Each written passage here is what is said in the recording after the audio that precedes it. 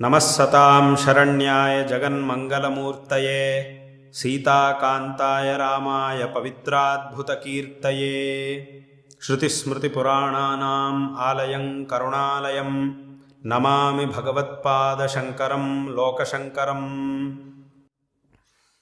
आज सभी सनातन धर्म अनुयायियों का शुभ संदर्भ श्री राम नवमी महोत्सव संपन्न हो रहा है। इस पवित्र अवसर में हम सब भगवान श्री रामचंद्र जी की विशेष आराधना करते हैं। यद्यपि हमारे सनातन धर्म के हर एक अनुयायी के घर में सदैव श्री रामचंद्र जी का पूजन और श्रीमद् रामायण का पारायण तथा श्री रामचंद्र नाम संकीर्तन करते रहते हैं। परंतु इस दिन इस श्री राम नवमी के शुभ संदर्भ में विशेष रूप से और भी भगवान की विशेष आराधना हम करते हैं। इससे विशेष श्रेय हम प्राप्त करते हैं। भगवान श्री रामचंद्र जी की महिमा अपरंपार है, उसे हम वर्णन नहीं कर सकते हैं क्योंकि उतनी शक्ति और उतना ज्ञान हमारे पास नहीं है। भगवान की महिमा उतनी है जिसे हम वर्णन नहीं कर सकते हैं। भगवान श्री रामचंद्र जी के अवतार में भगवान इस दुनिया को सिखा रहे हैं कि हर एक व्यक्ति धर्म मार्ग में रहना चाहिए, धर्म को कहीं भी छोड़ना नहीं चाहिए। सदैव अपने जीवन के आरंभ से अंत तक सभी लोग धर्म मार्ग में रहें, उससे ही हमें श्रेय प्राप्त होते हैं। इसीलिए धर्म मार्ग में हमें रहना चाहिए, ऐसा भगवान उपदेश दे रहे हैं अपने आचरण से। यहाँ जो लोग धर्म मार्ग में रहते हैं उनको कुछ कष्ट होते हैं, क्लेश होते ही हैं, परंतु ये सब भगवान की परीक्षा है। भगवान की परीक्षा हमें होती है जब हम धर्म मार्ग में रहते हैं। अगर उन परीक्षाओं के समय में भी हम धर्म मार्ग को नहीं छोड़कर उसी मार्ग में रहेंगे, तब उन परीक्षाओं में हम उत्तीर्ण होकर भगवान के पूर्ण अनुग्रह का पात्र बन सकते हैं। इसीलिए धर्म मार्ग में रहने का समय में कष्ट तो आते ही हैं, उसमें कोई संदेह नहीं है, परंतु उन कष्टों से भयभीत होकर हमें धर्म मार्ग को नहीं छोड़ना चाहिए। जितने कष्ट हमें होते हैं उतनी मजबूती से हमें धर्म मार्ग को पकड़ना चाहिए। इसीलिए हमारे पूर्वजों ने कई संदर्भों में धर्म मार्ग में चलकर धर्म मार्ग को कभी भी नहीं छोड़ा था। कुछ संदर्भों में हमारे पूर्वज लोग अपने प्राण को भी छोड़ने के लिए संकोच नहीं करते थे, परंतु धर्म मार्ग को कभी भी नहीं छोड़ते थे। प्राण से भी धर्म को ही अधिक मानते थे। इसीलिए ये धर्म मार्ग जो है ये सबसे हमें आवश्यक है। भगवान श्री रामचंद्र जी ने अपने चरित्र से इस दुनिया को कई विषयों के बारे में उपदेश दे रहे हैं। भगवान श्री कृष्ण भगवद गीता में अपने शब्दों से कई विषयों को उपदेश किया था, परंतु वही भगवान श्री रामचंद्र जी के अवतार में सिर्फ उनके चरित्र से ही हमें कई विषयों का उपदेश दे रहे हैं।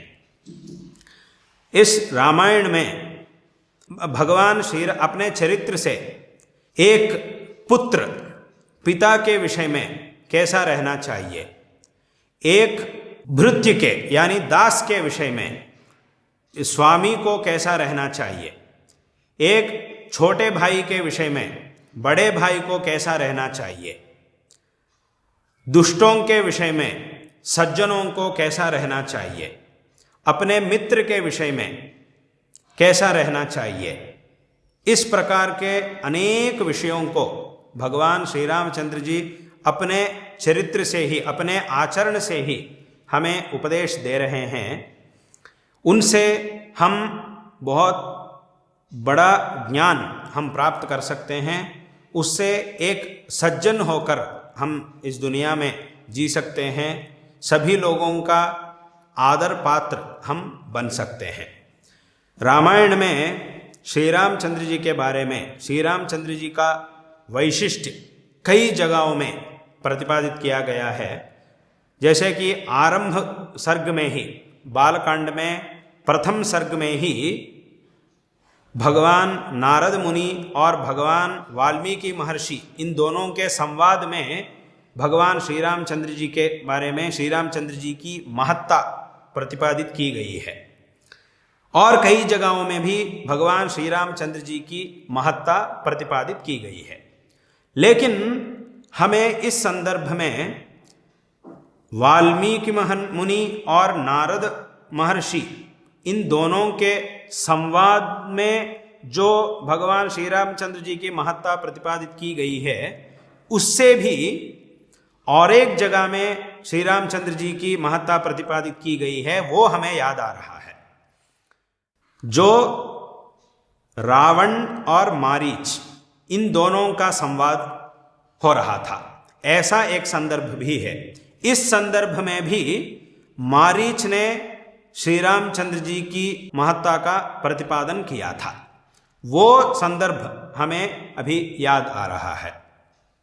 अरण्यकांड में जब रावण मारीच के पास जाकर सहायता मांगता है, सीतापहरण के कार्य में सहायता मांगता है, उस समय में मारीच कहता है कि देखो, आप हम सबके राजा हैं, आप सीता माता का अपहरण करने का संकल्प किया, लेकिन ये बहुत बड़ा गलत है।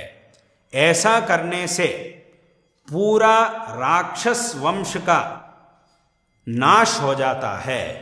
अगर आप ऐसा काम करेंगे, जगन्माता सीता का अपहरण अगर आप करेंगे, तब उससे भगवान श्री रामचंद्र जी क्रोधित होते हैं, तब उनके जो क्रोध है उसका फल होगा संपूर्ण राक्षस वंश का नाश।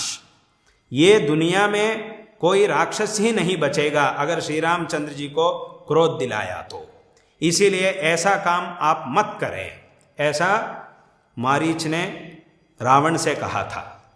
मैं जानता हूं श्री रामचंद्र जी की महत्ता क्या है, उनकी महिमा क्या है, उनका पराक्रम क्या है, उनकी शक्ति क्या है, उसे मैं अच्छी तरह जानता हूं। मैंने उसका अनुभव किया था। वो भी जब श्री रामचंद्र जी बाल्य में थे, बालक थे, तब भी मैंने श्री रामचंद्र जी की जो शक्ति है उसको अनुभव किया था। मुझे उसका बहुत बड़ा अनुभव हुआ था। जब मैं विश्वामित्र महर्षि जी के यज्ञ का विनाश करने गया था, तब श्री रामचंद्र जी वे बालक होकर मुझे एक बाण से दूर हटाया और दूर समुद्र में मैं जाके गिरा था, मुझे गिराया था भगवान श्री रामचंद्र जी ने। एक बालक अवस्था में ही उनकी शक्ति बहुत अधिक थी। अब तो श्री रामचंद्र जी युवा बन गए, तब अब उनकी शक्ति अपार होती है। अब इसीलिए आप श्री रामचंद्र जी का सामना नहीं कर सकते हैं। इसीलिए ऐसे गलत काम आपसे नहीं होना चाहिए। आप हम सबके राजा हैं, सभी राक्षसों के राजा हैं आप, इसीलिए आपको ऐसा काम नहीं करना चाहिए, ऐसा मारीच ने कहा था। और कई बात है वहाँ जिन बातों में मारीच ने भगवान श्री रामचंद्र जी की महत्ता को विशेष रूप से प्रतिपादित किया था। वहाँ के उस संदर्भ के 2-3 सर्गों में श्री रामचंद्र जी की महत्ता को स्वयं मारीच ने रावण को बताया था। उसी में हम सब कहते हैं, इस दुनिया में श्री रामचंद्र जी की महत्ता के बारे में कहने के समय में हम एक वचन को